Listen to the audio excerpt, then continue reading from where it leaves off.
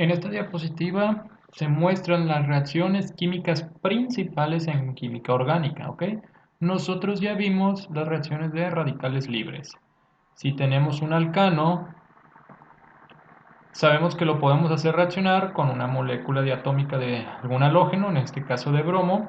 Sigue un mecanismo de radicales libres y podemos sustituir un hidrógeno, ustedes ya saben las reglas, para que entre un bromo y el otro bromo tome ese hidrógeno y crear ácido bromídrico. En este caso puede ser, depende si utilizamos cloro o si utilizamos yodo. Pero esta reacción sigue un mecanismo de radicales libres. Entonces ya la conocemos. Están también en química orgánica las reacciones ácido-base, ¿sí? La neutralización, donde se utiliza una base, aquí vamos a ejemplificar el hidróxido de sodio.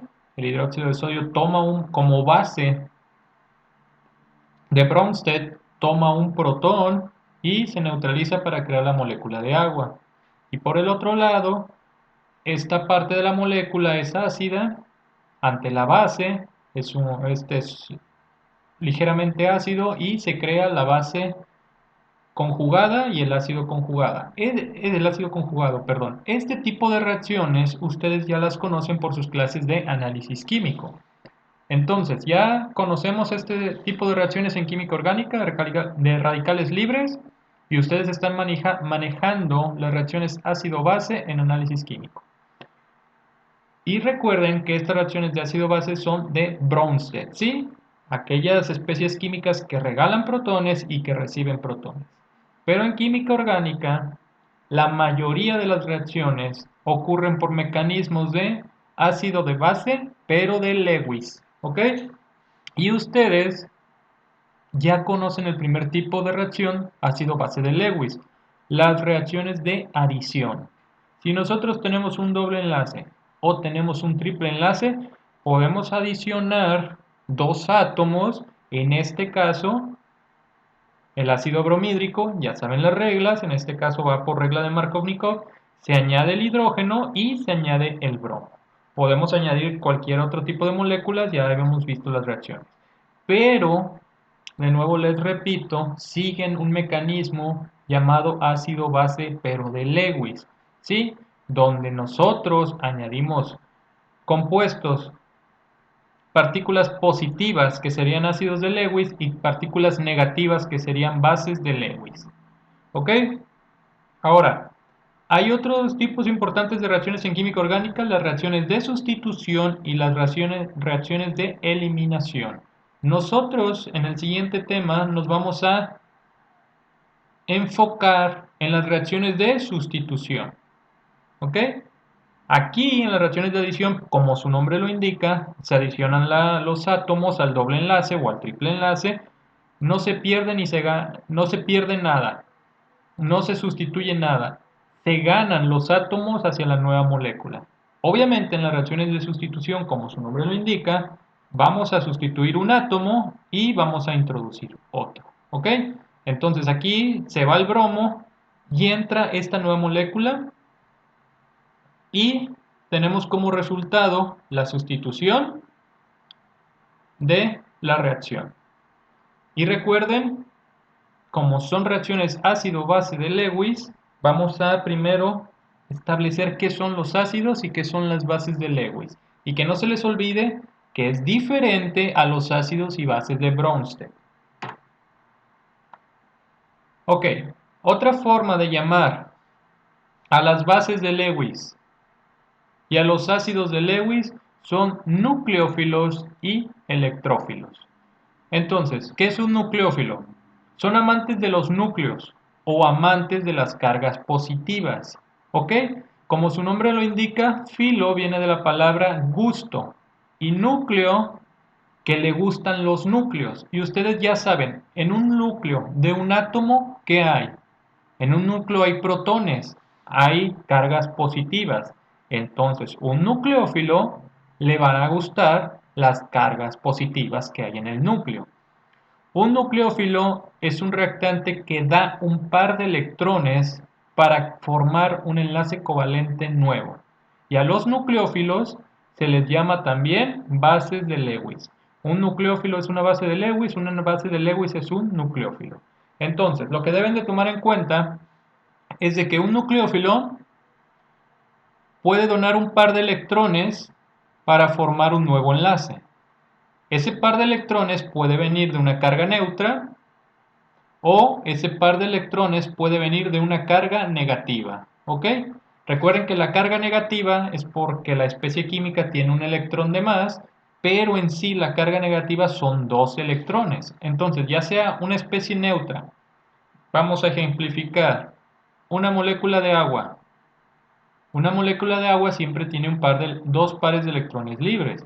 Entonces puede donarlos para formar un enlace y de esta forma la molécula de agua es un nucleófilo, es una base de Lewis.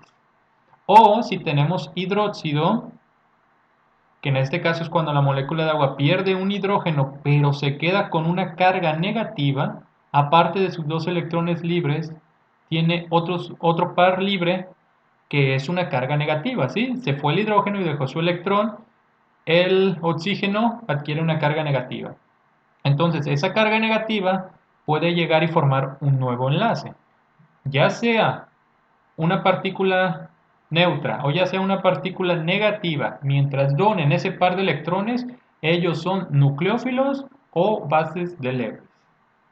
Ahora, un electrófilo es lo inverso, es un amante de los electrones, amante de las cargas negativas. Ese electrófilo es el que va a aceptar el par de electrones que viene del nucleófilo o la base de Lewis para formar un enlace covalente nuevo.